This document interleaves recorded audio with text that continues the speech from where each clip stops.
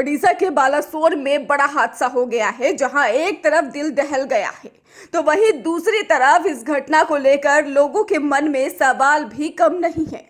शुक्रवार शाम जैसे ही ये रेल हादसा सामने आया तो पहले एक मालगाड़ी और एक एक्सप्रेस ट्रेन की टक्कर की खबर सामने आई थी। उस दौरान शुरुआती लिहाज से 30 लोगों की मौत ने लोगों में हलचल तो मचाई, लेकिन जब सामने आया कि टक्कर 2 नहीं 3 ट्रेनों में हुई है तो ये लोगों के लिए चौंकाने वाली बात बनकर रह गई कि 3 ट्रेनों में आपस में टक्कर कैसे हो सकती है। शुक्रवार की शाम से लेकर मृतकों के बढ़ते आंकड़ों के बीच ये सवाल तैरता रहा कि आखिर 3 ट्रेनें लड़ी तो लड़ी कैसे।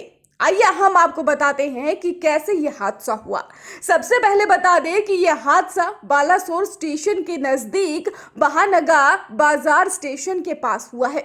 हादसे के समय आउटर लाइन पर एक मालगाड़ी खड़ी थी। हावड़ा से आ रही कोरोमंडल एक्सप्रेस जो कि चेन्नई जा रही थी, बहानगा बाजार से 300 मीटर पहले डिरेल हुई। हादसा इतना भयानक था कि कोरोमंडल एक्सप्रेस का इंजन मालगाड़ी पर चढ़ गया। इसके साथ ही कोरोमंडल एक्सप्रेस ट्रेन के पीछे वाली बोगियां तीसरे ट्रैक पर जा गिरी। तभी इसी ट्रैक पर तेज रफ्तार से आ रही हावड़ा बेंगलुरु एक्सप्रेस ट्रेन पर पड़ी कोरोमंडल एक्सप्रेस की बोगियों से बहुत तेजी से टकराई। स्थानीय लोगों ने कहा कि उन्होंने लगातार तेज आवाजें सुनी। एक के बाद एक तेज धमाके जैसी आवाज सुनकर वे मौके पर पहुंचे। उन्होंने देखा कि ट्रेनें डिरेल पड़ी हुई थी। आमने सामने स्टील, लोहे और अन्य धातु के बेतरतीब टूटे फूटे ढेर के अलावा कुछ नहीं था। हादसे को लेकर दी गई प्रेस रिलीज में सामने आया कि ट्रेन की संख्या 12841 की कोच B2 से B9 तक के कोच पलट गए थे। वहीं A1, A2 कोच भी ट्रैक पर औंधे जा पड़े। वहीं कोच B1 के साथ साथ इंजन पटरी से उतर गया और अंत में कोच 1 और GS कोच ट्रैक पर रह गए। यानी कोरोमंडल एक्सप्रेस में मरने वालों की संख्या अधिकतम हो सकती है और ऐसी बोगी में सवार लोगों की जान हानि बहुत ज्यादा होने की आशंका है।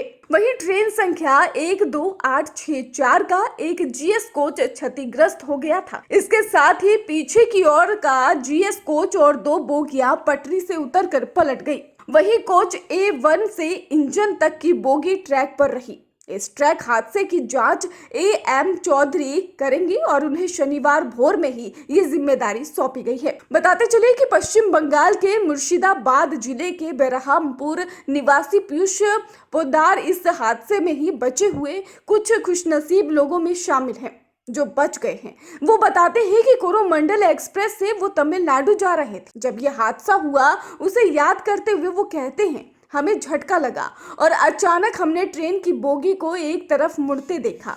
कोच तेजी से पटरी से उतरने लगे और एक झटके के साथ हम में से कई लोग डिब्बे से बाहर फेंक गए। हम रेंग कर किसी तरह बाहर निकले, लेकिन हमारे आसपास चारों तरफ शव पड़े हुए थे। बताते चले अब ये मौत का आंकड़ा जानकारी के अनुसार 280 तक पहुंच चुका है।